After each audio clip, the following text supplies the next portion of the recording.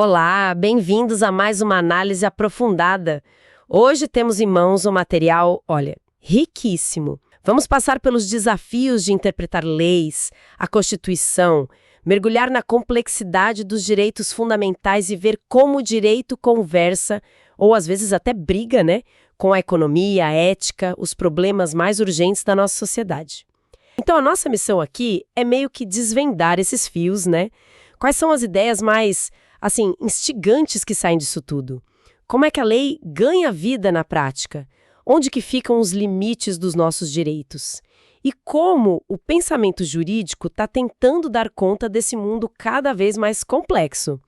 Ok, vamos começar a desembrulhar isso. E o ponto de partida parece ser algo bem fundamental mesmo. Como que se lê uma lei? As notas da professora Ana Paula Gomes já começam meio que desafiando a ideia de que é só ler. Exatamente. Não é tão simples assim.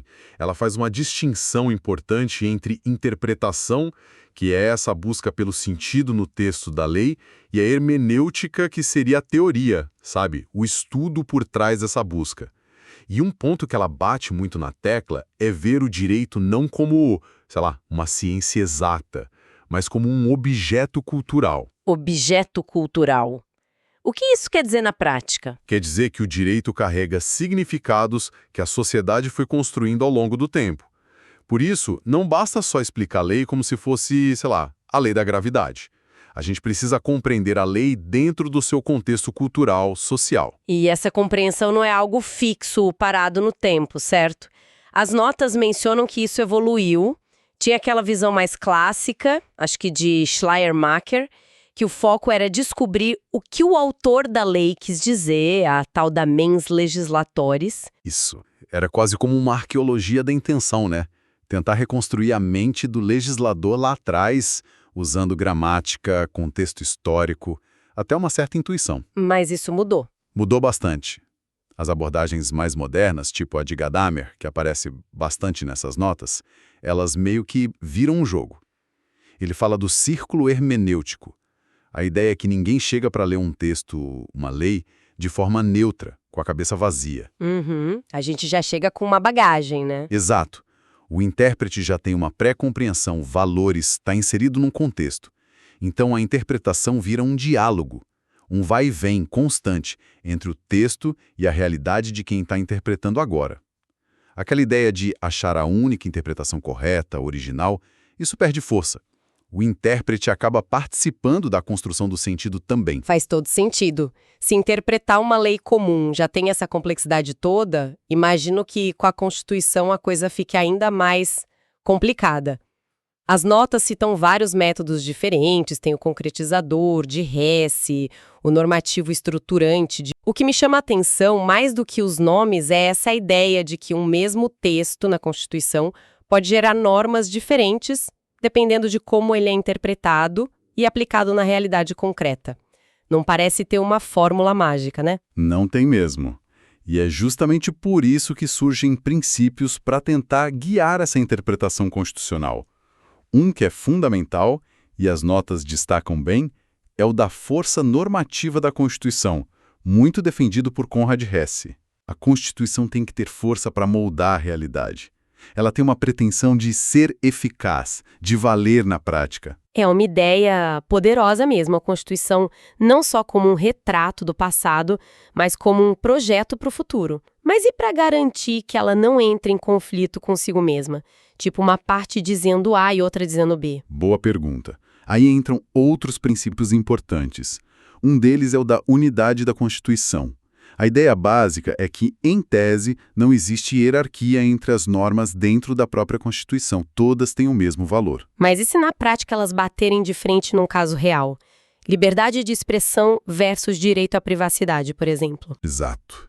Nesses casos de conflito aparente, entra em jogo o princípio da harmonização, ou chamado também de concordância prática. O objetivo não é simplesmente escolher um direito e descartar o outro. É buscar uma solução que otimize os dois, sabe? Que encontre um equilíbrio naquela situação específica. É um trabalho delicado de ponderação. E essa ponderação, imagino, nos leva direto para o coração da Constituição, que são os direitos fundamentais, certo? Eles são definidos ali como aquele núcleo essencial mesmo que protege o indivíduo e, ao mesmo tempo, limita o poder do Estado. Mas as notas deixam bem claro que a gente não está falando só daqueles direitos clássicos, tipo liberdade e propriedade. Expandiu, né? Muito. A teoria das gerações de direitos, que o Paulo Bonavides popularizou e que é citada nas notas, ajuda a gente a visualizar essa expansão. Tem a primeira geração, que são as liberdades individuais, a que o Estado tem que se abster. É um não fazer. Os direitos de defesa contra o Estado. Isso. Depois vem a segunda geração, direitos sociais, econômicos, culturais. Aqui já se exige uma ação do Estado, um fazer, fatire, como garantir saúde e educação. Aí vem a terceira geração, com direitos mais difusos, como o meio ambiente, paz, direito ao desenvolvimento. E tem gente que fala até de mais gerações. Sim. Alguns falam em quarta, ligada à globalização, democracia direta, informação, engenharia genética, e até uma quinta geração focada no direito à paz. Embora essa divisão em gerações seja criticada por ser meio esquemática, ela é útil para mostrar como nossa concepção do que é fundamental foi se alargando com o tempo. E não é só uma questão de o Estado ter que fazer alguma coisa ou não poder fazer, né? A relação indivíduo-Estado parece mais complexa que isso. Sem dúvida. A teoria do status ajuda a mapear isso. Ele fala em diferentes status do indivíduo perante o Estado. Tem o status passivo, que é a sujeição a deveres, o negativo, que são as liberdades, onde o Estado se abstém, o positivo, que são os direitos a prestações, onde o Estado tem que agir, e o ativo, que são os direitos políticos de participação. Ajuda a entender as diferentes posições. Tá, mas esses direitos todos, eles valem só nessa relação vertical, digamos, do indivíduo contra o poder do Estado? As notas trazem um caso alemão que ficou bem famoso, o caso Lutz. Ah, sim, o caso Lutz. Ele é um marco importantíssimo para a gente entender a ideia de eficácia horizontal dos direitos fundamentais. Eficácia horizontal. O que significa isso? Significa a noção de que esses direitos fundamentais não valem só na relação cidadão-Estado, mas eles também se aplicam de alguma forma nas relações entre particulares, entre pessoas e empresas. Pode relembrar rapidinho o que foi esse caso? Acho que ajuda a entender. Claro. Foi na Alemanha pós-guerra. O Erich Luth, que era uma figura pública, fez um apelo para boicotar um filme de um diretor, o Weitz Harlan, que tinha colaborado com o regime nazista. Aí o Harlan processou Luth, alegando que o boicote feria seus interesses econômicos e sua honra. E a justiça fez o quê? A Corte Constitucional alemã teve que pesar as coisas. De um lado, a liberdade de expressão do Luth, de criticar e pedir o boicote. Do outro, a liberdade profissional e os interesses econômicos do Harlan. A decisão foi que os valores da Constituição, incluindo os direitos fundamentais como a liberdade de expressão, eles meio que irradiam, sabe? Influenciam todo o sistema jurídico, até as normas de direito privado. Não que a liberdade de expressão do Luth fosse absoluta, mas ela tinha que ser levada em conta seriamente naquela briga entre os dois particulares. Nossa, isso realmente abre uma caixa de Pandora, né? Porque se direitos fundamentais valem entre particulares, como é que se resolvem os conflitos? E mais, quem paga a conta, especialmente quando a gente fala de direitos sociais, que exigem gastos? Exatamente aí que mora uma das tensões centrais que as aulas discutem. A tensão entre o chamado mínimo existencial e a reserva do possível. Mínimo existencial e reserva do possível. O mínimo existencial seria aquele conjunto básico de direitos e condições materiais que são indispensáveis para uma vida digna, saúde básica, educação fundamental, moradia minimamente adequada, esse tipo de coisa. O Estado teria um dever absoluto de garantir isso. E a reserva do possível? A reserva do possível é o outro lado da moeda. São os limites reais, fáticos e principalmente orçamentários do Estado. O governo pode chegar e dizer: olha, eu adoraria garantir creche para 100% das crianças, mas simplesmente não tem dinheiro suficiente no orçamento do município. De um lado, o direito fundamental à educação da criança. Do outro, o município dizendo que não tem como bancar. Isso vai para onde? Quase sempre no judiciário. O juiz acaba sendo chamado para decidir se essa alegação de reserva do possível do governo é legítima, se é real, ou se o Estado está, na verdade, falhando em garantir aquele mínimo existencial que deveria ser absoluto. E isso leva àquela discussão sobre ativismo judicial. Exatamente. Muitas vezes o juiz acaba determinando políticas públicas, mandando o governo fazer isso ou aquilo, e aí surge todo um debate sobre os limites da atuação do judiciário, a separação de poderes. É um nó bem difícil de desatar. Que a própria ideia do que é um processo justo também evoluiu bastante. Não é só seguir umas regrinhas formais, né? De jeito nenhum. A gente saiu de visões bem antigas que viam o processo quase como um contrato entre as partes ou uma mera sequência de atos formais, para chegar a uma concepção, que vem de autores como Fazzolari, de que o processo é essencialmente um procedimento em contraditório. E mais recentemente ainda, como defendem Andolini e Vigenera, citadas nas notas, o processo passou a ser visto como um direito fundamental em si mesmo. Ter acesso a um processo justo é um direito fundamental. E o que significa contraditório nessa visão mais moderna? É só o direito de responder, de falar no processo? É mais do que isso. É o direito de ser ouvido, sim, mas de uma forma que possa realmente influenciar a decisão final do juiz. Não é só falar por falar, é ter a chance de apresentar seus argumentos, suas provas e que isso seja considerado de verdade. É a garantia de participação efetiva. Entendi.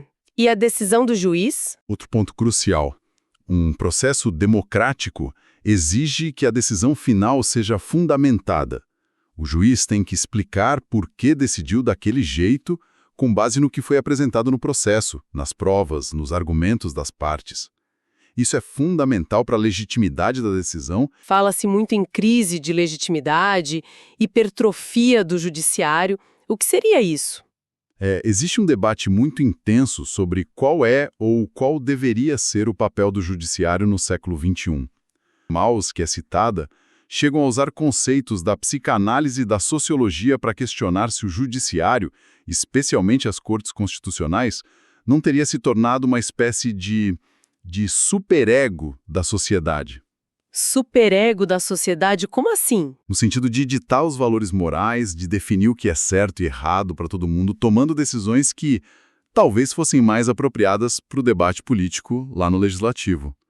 É uma crítica sobre uma possível expansão excessiva do poder judiciário.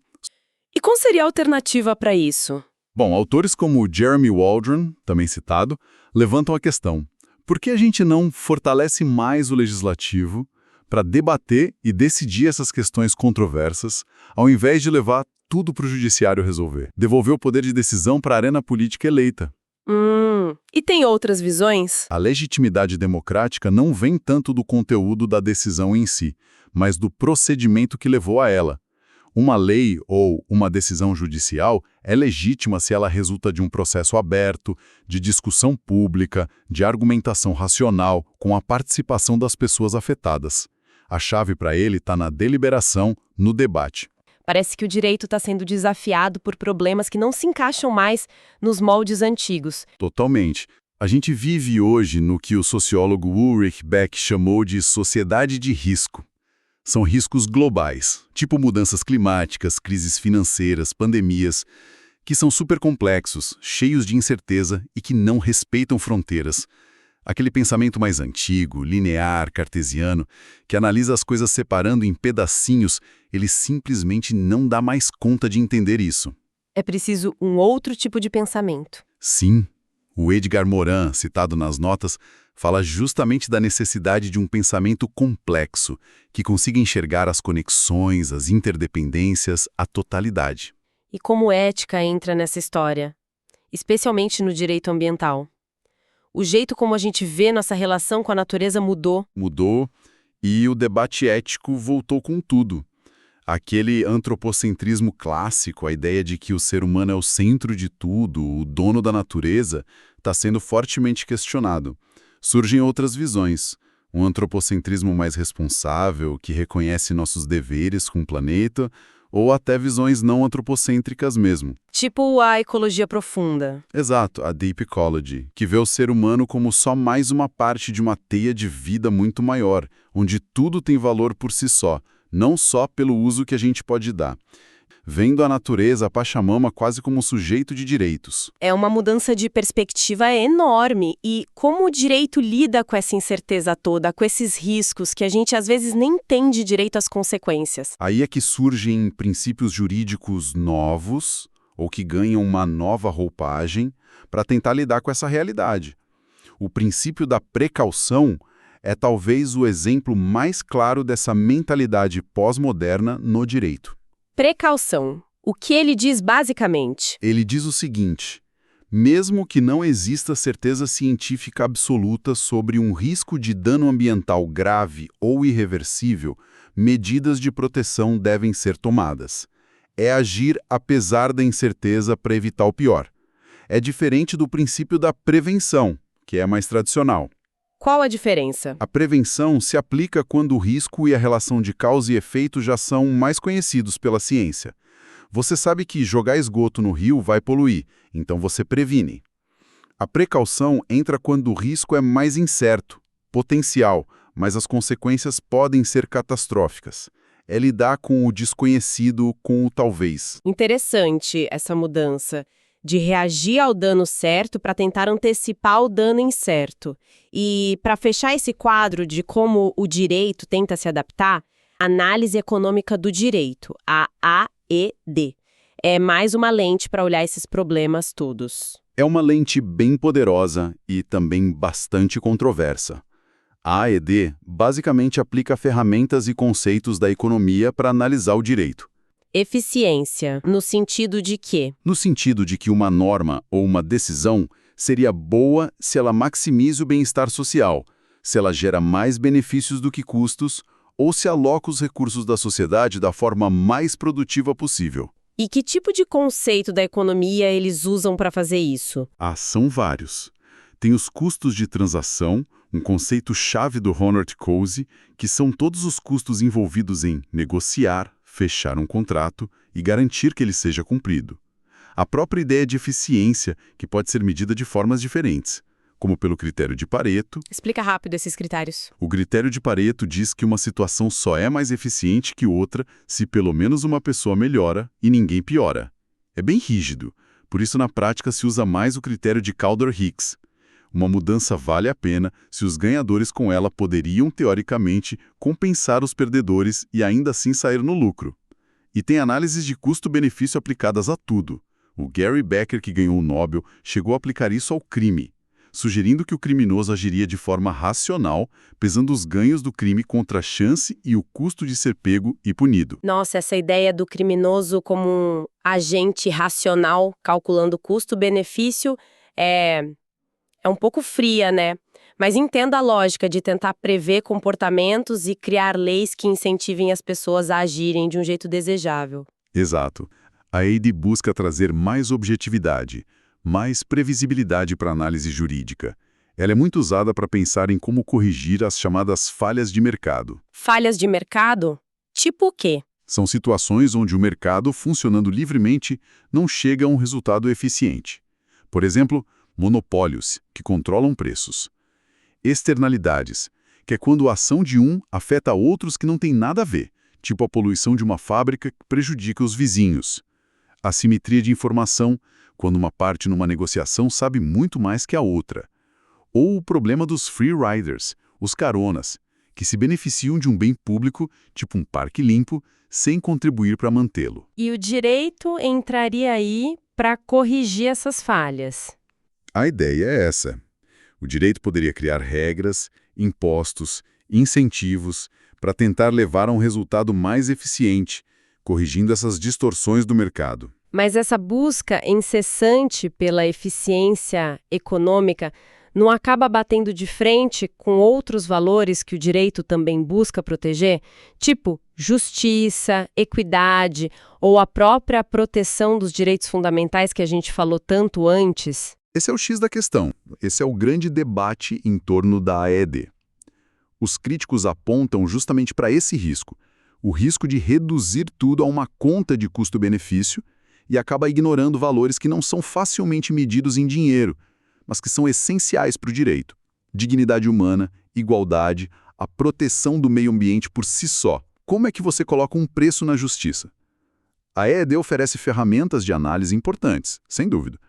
Mas o uso dela levanta questões filosóficas bem profundas sobre quais devem ser os objetivos finais do sistema jurídico. É só eficiência? Ou tem mais coisa em jogo? Uau! Que percurso, hein?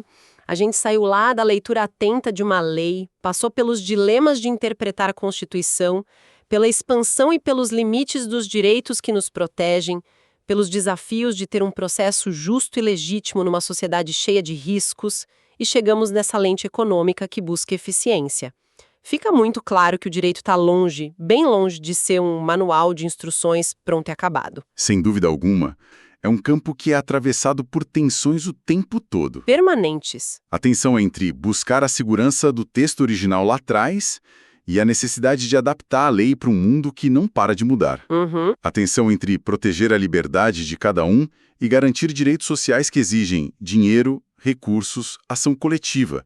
A tensão entre a formalidade das regras, que é importante, e a busca por justiça no caso concreto, por participação real das pessoas. E essa última que a gente viu, E essa última tensão entre a lógica da eficiência econômica e a defesa de valores, de direitos que a gente considera inegociáveis, fundamentais. então, depois de tudo isso, qual é a grande questão que fica martelando na cabeça? Se o direito formal, dos códigos, dos tribunais, às vezes parece tão distante da vida como ela é, das angústias, das demandas que brotam da sociedade, A pergunta fundamental que emerge daí e que essas reflexões todas nos convidam a fazer é: como a gente constrói pontes?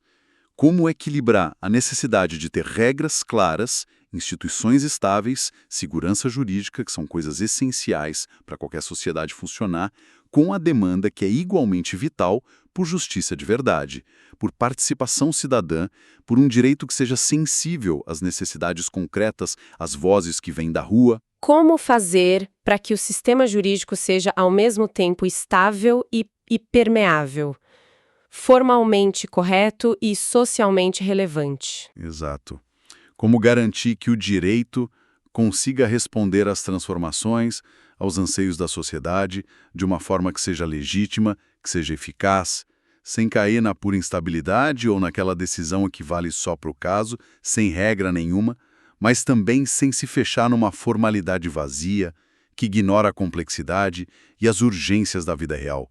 Encontrar esse equilíbrio dinâmico, me parece, é o desafio constante, o desafio de sempre, para qualquer Estado que se queira de verdade, democrático e de direito.